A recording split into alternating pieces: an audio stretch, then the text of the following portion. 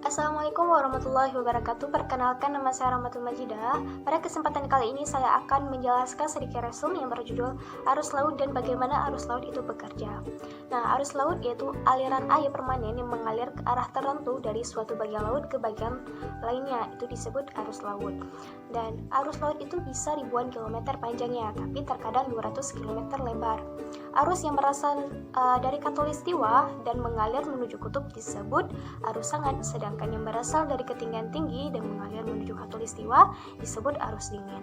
Arus laut umumnya dinamai menurut wilayah di sepanjang yang mereka alirkan. Misal, arus hangat yang mengalir di sepanjang pantai Brazil disebut arus Brazil, dan arus dingin yang mengalir di sepanjang Labrador dikenal dengan arus Labrador.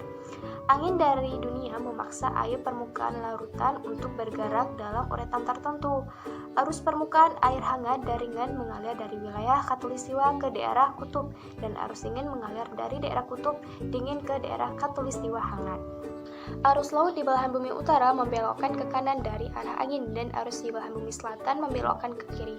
Oleh karena itu, maka adanya searah jarum jam, sirkulasi air di belahan bumi utara dan sirkulasi air searah di belahan selatan. Gerakan permukaan dari angin yang berlaku mendorong lapisan permukaan bawah pada sudut ke arahnya, dan setiap lapisan bergerak dengan kecepatan yang lebih lambat daripada yang di atasnya, dan pada sudut yang lebih besar dari angin. Spiral yang dibuat memiliki efek keseluruhan memindahkan massa air di atas kedalaman hambatan gesekan di sudut sekitar 900 dari arah angin. Ini disebut efek Coriolis. Suhu di khatulistiwa itu lebih tinggi daripada yang dekat kutub. Oleh karena itu, suhu di situ lebih panas daripada di samudra dekat kutub. Pemanasan yang tidak seimbang ini membentuk arus konvensional.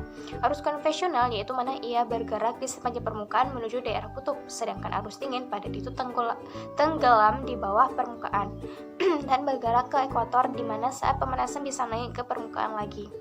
Dan salinitas merupakan faktor lain yang bertanggung jawab atas kasus samudra. Arus salinitas normal yang mengalir masuk, dan salah satu salinitas yang lebih tinggi dilakukan oleh arus air dalam. Konfigurasi dasar samudra dan bentuk daratan juga mempengaruhi arus samudra. Setiap lautan memiliki sistem arus laut sendiri. Saat arus ini mencapai lintang yang lebih tinggi, maka bergerak melintasi lautan dan berbelok ke arah khatulistiwa ke bagian barat benua.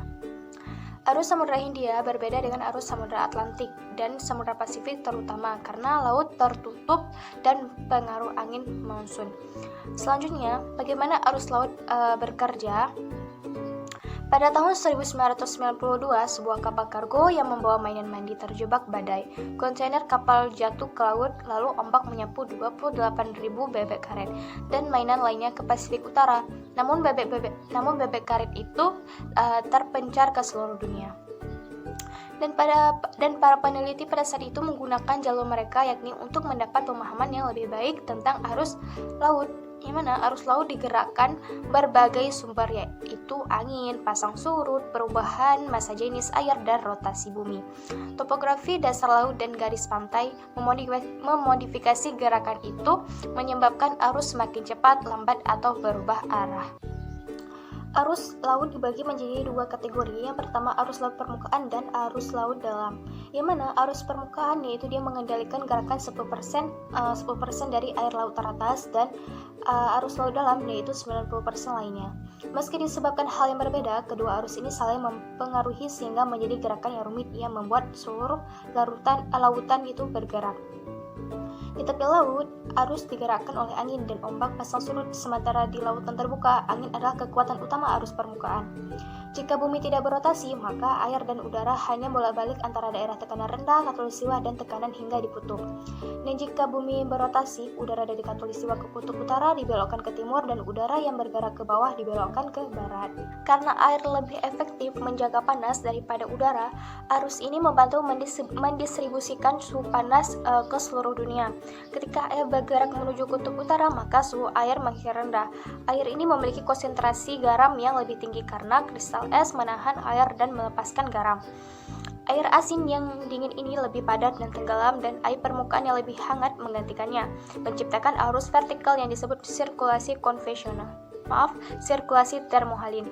Lalu bergabung membentuk jalur yang disebut Global Conveyor Belt, yang mana Global Conveyor Belt ini yaitu arus yang terpanjang di dunia. Namun, arus ini hanya bergerak beberapa sentimeter per detik. Satu tetes air itu butuh 1000 tahun untuk melakukan perjalanan penuh.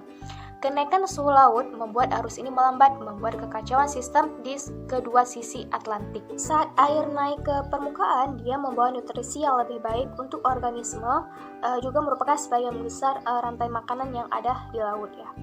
Kita tidak tahu apa yang terjadi jika arus ini terus melambat atau berhenti sepenuhnya. Satunya cara yang harus kita persiapkan dan kita perkirakan ialah terus belajar tentang arus laut dan kekuatan yang membentuknya. Cukup sekian dari saya, lebih dan kurang saya mohon maaf. Wabillahi taufik wal hidayah. Wassalamualaikum warahmatullahi wabarakatuh.